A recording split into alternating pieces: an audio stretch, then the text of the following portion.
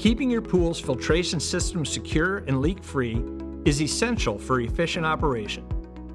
We'll show you how to quickly replace a valve clamp on your Hayward sand filter. Start by turning off your pump and setting your shutoff valves to the off position to prevent water loss.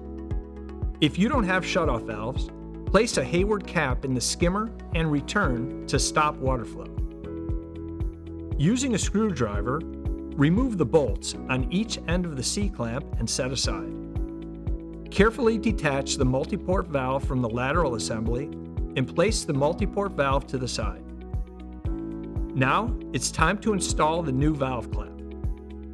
Push the multiport valve down and carefully align both pieces of the new C-clamp with the valve head and the tank.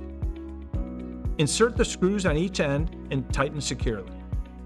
Before you finish, make sure the valve is in the filter position.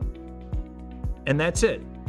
Your Hayward sand filter's valve clamp is replaced, and your filtration system is back in action. If you found this helpful, be sure to check out our other pool maintenance videos from The Great Escape. See you next time.